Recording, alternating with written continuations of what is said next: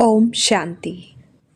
26 जनवरी 2026 के ईश्वरीय महावाक्य। अगर आज बाप दादा आपसे पूछे क्या तुम मेरी दिल पर चढ़े हुए बच्चे हो, तो क्या हम पूरे विश्वास से कह सकते हैं हाँ, क्योंकि आज की मुरली दूसरों को जांचने की नहीं, खुद को जांचने की मुरली है। इस मुरली में बाप दादा हर ब्राह्मण बच्चे को अपने दिल से 5 सवाल पूछने को कहते हैं और यही सवाल हमारे पद, हमारी तकदीर और हमारे भविष्य का फैसला करते हैं। इसलिए मीठे बच्चों, इस मुरली को ध्यान से सुनिए, क्योंकि यह मुरली हमें ईश्वरीय फैमिली में सच्चा और पक्का सदस्य बनाना सिखाती है। तो आइए सबसे पहले जानते हैं मुरली के कुछ मुख्य पॉइंट्स। तो पहला पॉइंट, मैं ईश्वर की दिल पर चढ़ा हूँ या नहीं। बाप दादा कहते हैं दिल पर वही चढ़ता है जो सिर्फ बोलने वाला नहीं, करने वाला होता है। मनसा से शुद्ध, वाचा से मधुर और कर्म से सेवा करने वाला बच्चा ही बाप की दिल पर चढ़ता है। सिर्फ ज्ञान सुनना काफ़ी नहीं, जीवन में उतारना जरूरी है। पॉइंट नंबर 2, मेरे में दैवी गुण कहाँ तक है। दैवी गुण मतलब सहनशीलता, नम्रता, रूहानी प्यार और शिरखंड स्वभाव। अगर हम छोटी छोटी बातों में लून पानी बन जाते हैं तो ऊंचा पद कैसे पाएंगे। भविष्य का देवता वही बनेगा जो आज ब्राह्मण जीवन में दैवी गुण धारण करेगा।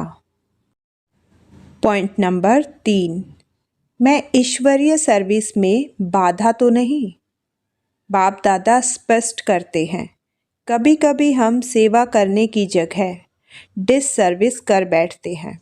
मतभेद, देह अभिमान और आपसी टकराव ईश्वरीय सर्विस में सबसे बड़ी बाधा बन जाते हैं। सच्ची सेवा वह है जो एकता बढ़ाए, टूटन नहीं। पॉइंट नंबर 4, मैं सदा सीरखंड रहता हूँ क्या। सीरखंड वह आत्मा है जो हर परिस्थिति में मीठी और शांत रहती है। माया लून पानी बनाना चाहती है, लेकिन ब्राह्मण आत्मा का पुरुषार्थ है हर हाल में सीरखंड रहना। जो शीरखंड रहेगा वही ऊंचा पद पाएगा। पॉइंट नंबर 5, मैं श्रीमत पर चलता हूँ या मनमत पर। बाप कहते हैं विजयी माला का दाना वही बनता है जो श्रीमत पर चलता है। मनमत और परमत हमें नीचे ले जाती हैं, लेकिन श्रीमत हमें देवता बनाती है। इस मुरली का सार यह है, हम सिर्फ एक संस्था नहीं, ईश्वरीय फैमिली है।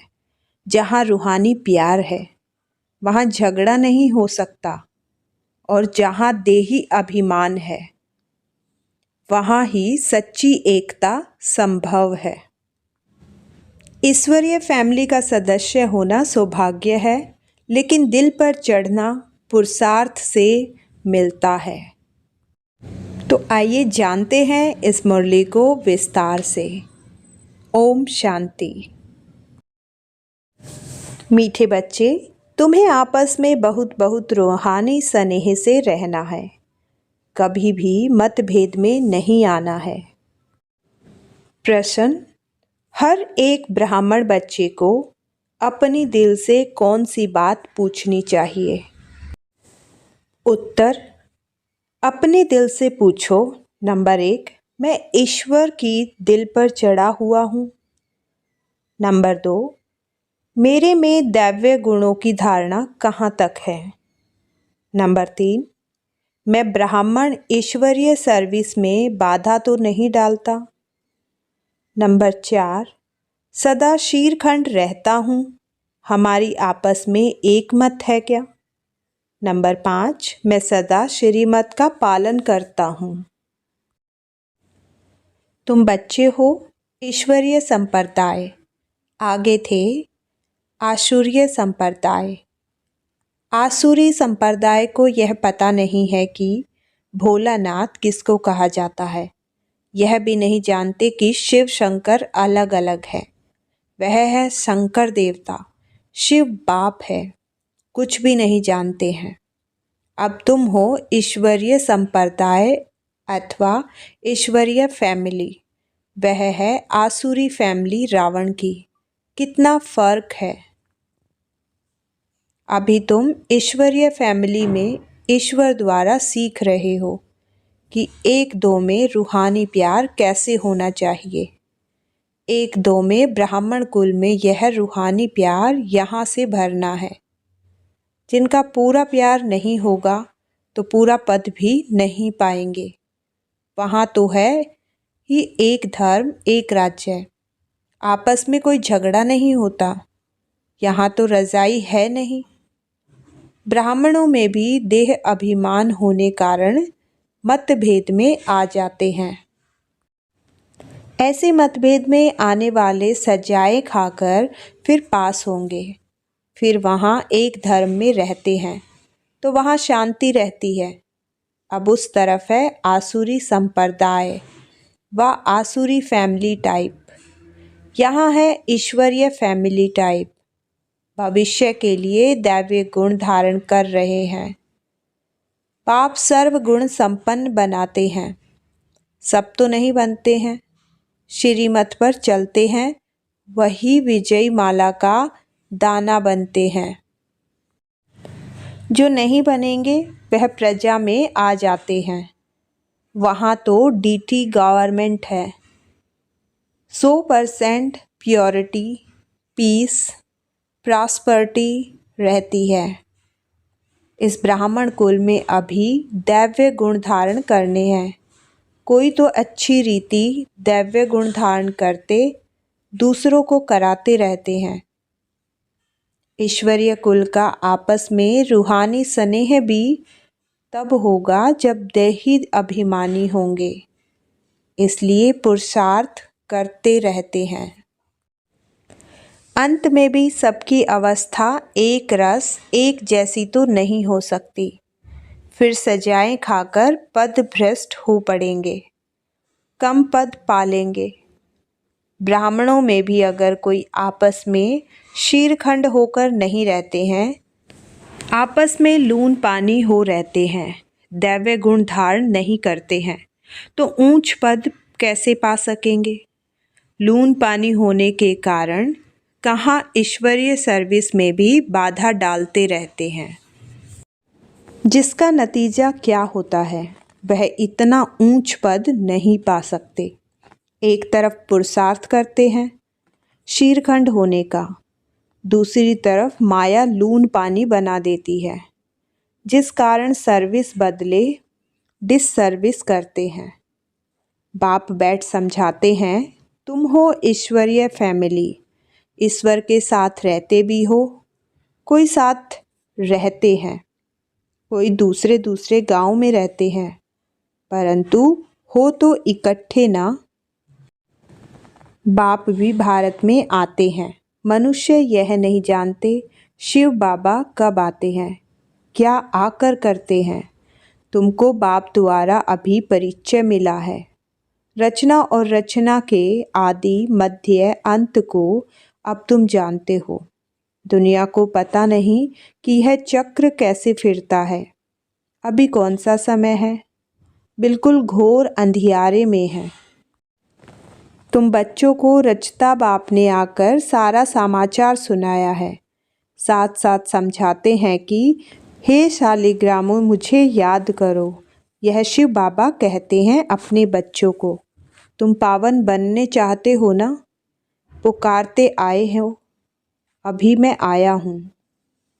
शिव बाबा आते ही हैं भारत को फिर से शिवालय बनाने। रावण ने वैशाल्य बनाया है।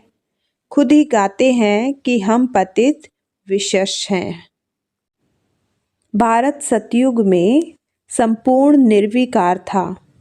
निर्विकारी देवताओं को विकारी मनुष्य पूजते हैं, फिर निर्विकारी ही विकारी बनते हैं। यह किसको पता नहीं है। पूज्य तो निर्विकारी थे, फिर पुजारी विकारी बने हैं। तब वो बुलाते हैं, हे पतित पावन आओ, आकर निर्विकारी बनाओ। बाप कहते हैं, यह अंतिम जन्म तुम पवित्र बनो। मामेकम याद करो तो तुम्हारे पाप कट जाएंगे और तुम तमो प्रधान से सतो प्रधान देवता बन जाएंगे। फिर चंद्रवंशी क्षत्रिय फैमिली टाइप में आएंगे। इस समय हो ईश्वरीय फैमिली टाइप, फिर दैवी फैमिली में 21 जन्म रहेंगे। इस ईश्वरीय फैमिली में तुम अंतिम जन्म पास करते हो। इसमें तुमको पुरुषार्थ कर फिर सर्वगुण संपन्न बनना है। तुम पूज्य थे, बरोबर राज्य करते थे, फिर पुजारी बने हो। यह समझाना पड़े ना, भगवान है बाप, हम उनके बच्चे हैं तो फैमिली हुई ना। गाते भी हैं, तुम मात पिता हम बालक तेरे, तो फैमिली ठहरे ना। अब बाप से सुख घनेरे मिलते हैं। बाप कहते हैं, तुम हमारी फैमिली बेशक हो, परंतु ड्रामा प्लान अनुसार रावण राज्य में आने के बाद फिर तुम दुख में आते हो तो पुकारते हो। इस समय तुम एक्यूरेट फैमिली हो। फिर तुमको भविष्य 21 जन्म लिए वर्षा देता हूँ। यह वर्षा फिर दैवी फैमिली में 21 जन्म कायम रहेगा। दैवी फैमिली सतयुग त्रेता तक चलती है। फिर रावण राज्य होने से भूल जाते हैं कि हम दैवी फैमिली के हैं। वाम मार्ग में जाने से आसुरी फैमिली हो जाती है। 63 जन्म सीढ़ी गिरते आए हो। यह सारी नॉलेज तुम्हारी बुद्धि में है। किसको भी तुम समझा सकते हो। असल तुम देवी देवता धर्म के हो। सतयुग के आगे था कलयुग। संगम पर तुमको मनुष्य से देवता बनाया जाता है। बीच में है यह संगम। तुमको ब्राह्मण धर्म से फिर दैवी धर्म में ले आते हैं। समझाया जाता है लक्ष्मी नारायण ने यह राज्य कैसे लिया। उनसे पहले आसुरी राज्य था, फिर दैवी राज्य कब और कैसे हुआ। बाप कहते हैं, कल्प कल्प संगम पर आकर तुमको ब्राह्मण देवता क्षत्रिय धर्म में ले आते हैं। यह है भगवान की फैमिली। सब कहते हैं गॉड फादर, परंतु बाप को न जानने के कारण निधन के बन गए हैं। इसलिए बाप आते हैं घोर अंधियारे से सोझरा करने। अब स्वर्ग स्थापन हो रहा है। तुम बच्चे पढ़ रहे हो, दिव्य गुण धारण कर रहे हो। यह भी मालूम होना चाहिए शिव जयंती मनाते हैं। शिव जयंती के बाद फिर क्या होगा। जरूर दिव्य राज्य की जयंती हुई होगी ना। हेवनली गॉड फादर हेवन की स्थापना करने हेवन में तो नहीं आएंगे। कहते हैं मैं हेल और हेवन के बीच में संगम पर आता हूँ। शिवरात्रि कहते हैं ना, तो रात में मैं आता हूँ। यह तुम बच्चे समझ सकते हो। जो समझते हैं वह औरों को भी धारणा कराते हैं। दिल पर भी वह चढ़ते हैं जो मनसा वाचा कर्मणा सर्विस पर तत्पर रहते हैं। जैसी जैसी सर्विस उतना दिल पर चढ़ते हैं। कोई ऑल राउंड वर्कर्स होते हैं। सब काम सीखना चाहिए। खाना पकाना, रोटी पकाना, बर्तन मांजना, यह भी सर्विस है ना।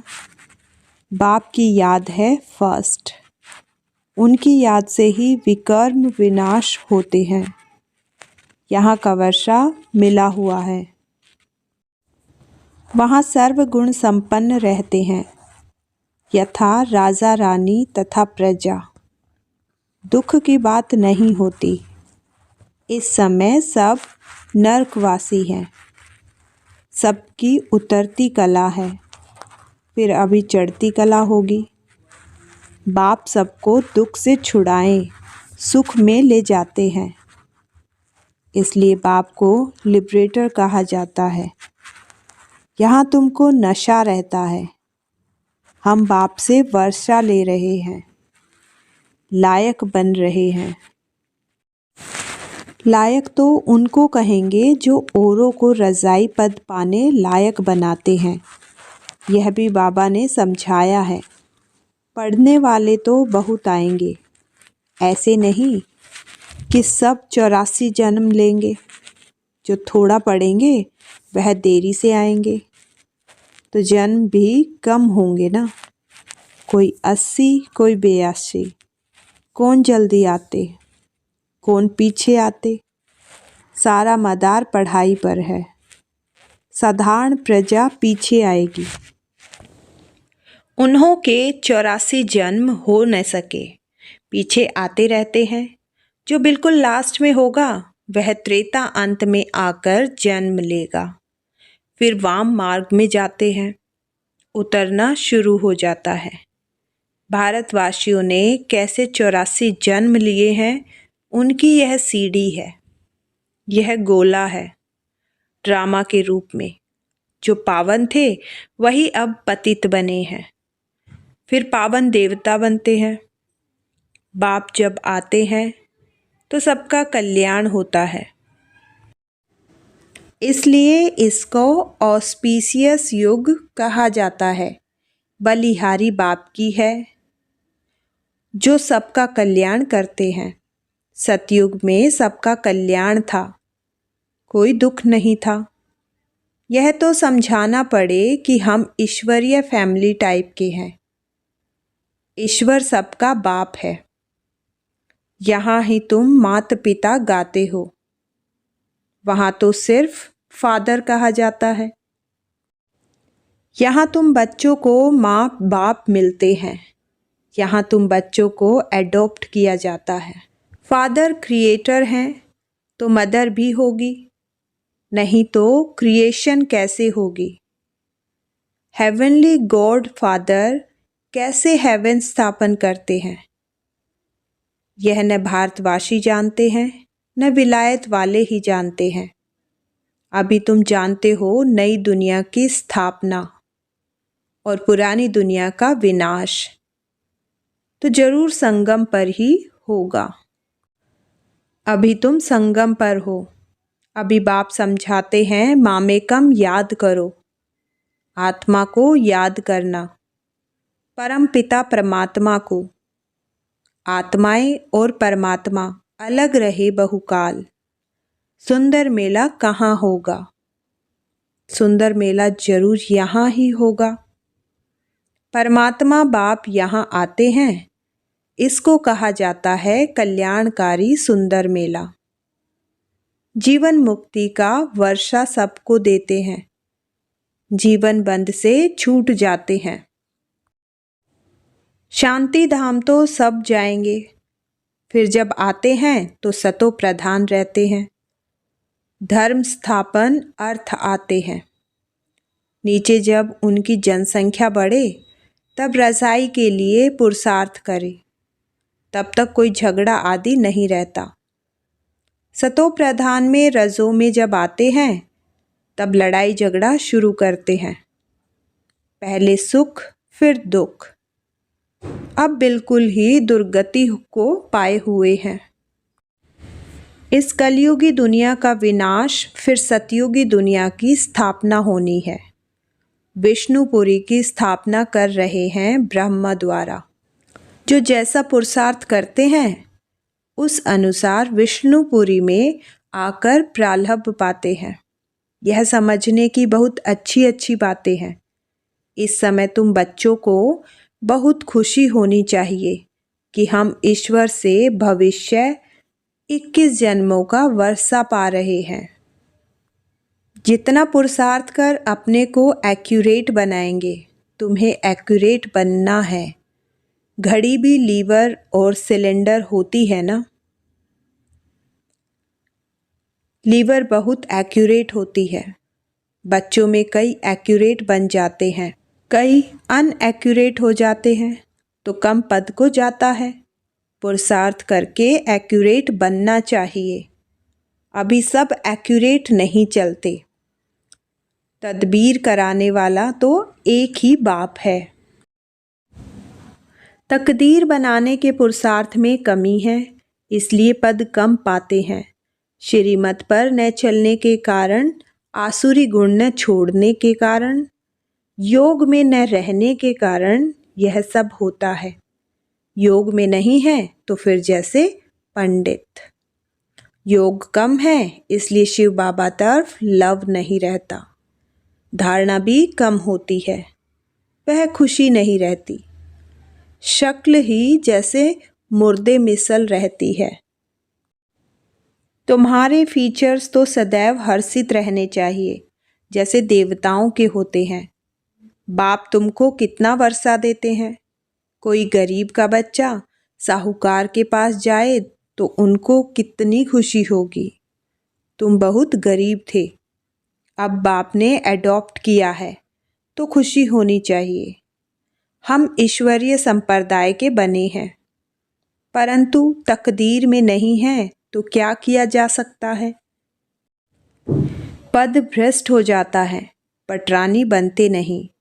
बाप आते ही पटरानी बनाने। तुम बच्चे किसको भी समझा सकते हो कि ब्रह्मा विष्णु शंकर तीनों हैं शिव के बच्चे। भारत को फिर से स्वर्ग बनाते हैं ब्रह्मा द्वारा। शंकर द्वारा पुरानी दुनिया का विनाश होता है। भारत में ही बाकी थोड़े बचते हैं। प्रलय तो होती नहीं, परंतु बहुत खल्लास हो जाते हैं, तो जैसे कि प्रलय हो जाती है। रात दिन का फर्क पड़ जाता है। वह सब मुक्ति धाम में चले जाएंगे। यह पतित पावन बाप का ही काम है। बाप कहते हैं देही अभिमानी बनो, नहीं तो पुराने संबंध याद पड़ते रहते हैं। थोड़ा भी है फिर भी बुद्धि जाती रहती है। नष्टो मोहा है ना, इसको व्यभिचारी याद कहा जाता है। सगति को पा न सके क्योंकि दुर्गति वालों को याद करते रहते हैं। अच्छा, धारणा के लिए मुख्य सार। नंबर 1, बाप दादा की दिल पर चढ़ने के लिए मनसा वाचा कर्मणा सेवा करनी है। एक्यूरेट और ऑलराउंडर बनना है। नंबर 2, ऐसा देही अभिमानी बनना है जो कोई भी पुराने संबंधी याद न आए। आपस में बहुत बहुत रूहानी प्यार से रहना है। लून पानी नहीं होना है। वरदान, विश्व परिवर्तन के श्रेष्ठ कार्य में अपनी उंगली देने वाले महान सो निर्माण भव। जैसे कोई स्थूल चीज बनाते हैं तो उसमें सब चीजें डालते हैं। कोई साधारण मीठा या नमक भी कम हो तो बढ़िया चीज भी खाने योग्य नहीं बन सकती। ऐसे ही विश्व परिवर्तन के इस श्रेष्ठ कार्य के लिए हर एक रतन की आवश्यकता है। सबकी अंगुली चाहिए। सब अपनी अपनी रीति से बहुत बहुत आवश्यक श्रेष्ठ महारथी हैं। इसलिए अपने कार्य की श्रेष्ठता के मूल्य को जानो। सब महान आत्माएं हों, लेकिन जितने महान हो उतने निर्माण भी बनो। स्लोगन, अपनी नेचर को इजी मतलब सरल बनाओ तो सब कार्य इजी हो जाएंगे। अव्यक्त इशारे, इस अव्यक्ति मास में बंधन मुक्त रह जीवन मुक्त स्थिति का अनुभव करो। जीवन में रहते समय नाजुक होते, परिस्थितियाँ, समस्याएं, वायुमंडल डबल दूषित होते हुए भी उसके प्रभाव से मुक्त, जीवन में रहते इन सर्व भिन्न भिन्न बंधनों से मुक्त रहना है। एक भी सूक्ष्म बंधन नहीं हो, ऐसा हर एक ब्राह्मण बच्चे को बंधन मुक्त, जीवन मुक्त बनना है। संगम युग पर ही इस जीवन मुक्त स्थिति की प्रलाप का अनुभव करना है। मीठे रूहानी बच्चों, आज की मुरली हमें यही याद दिलाती है कि हम कोई साधारण आत्माएं नहीं हैं, हम ईश्वरीय फैमिली के सदस्य हैं। जहाँ रूहानी स्नेह है वहाँ मतभेद नहीं हो सकते, जहाँ देही अभिमान है वहाँ लून पानी नहीं आ सकता। आज बाप दादा हम सभी से एक ही प्रश्न पूछ रहे हैं, क्या मैं ईश्वर की दिल पर चढ़ा हुआ हूँ? क्या मेरे विचार, बोल और कर्म इस ईश्वरीय परिवार की शोभा बढ़ा रहे हैं? आइए आज संकल्प करें कि हम माया के प्रभाव में आकर सर्विस को डिससर्विस नहीं बनने देंगे। हम शीरखंड बनकर रहेंगे, एक दूसरे के लिए शक्ति बनेंगे और मनसा वाचा कर्मणा बाप के दिल पर चढ़ने का पुरुषार्थ करेंगे। क्योंकि यह संगम योग जीवन मुक्त बनने का समय है, यही वह शुभ अवसर है जहाँ से हमें 21 जन्मों का स्वर्गीय वर्षा प्राप्त करना है। तो चलिए आज से ही अपनी नेचर को इजी बनाकर हर कार्य को इजी बनाते चले। अगर आज की यह मुरली आपके दिल को छू गई हो तो इसे अपने जीवन में उतारने का संकल्प जरूर लें और ऐसे ही रूहानी संदेशों के लिए हमारे चैनल को सब्सक्राइब करना न भूलें। ओम शांति।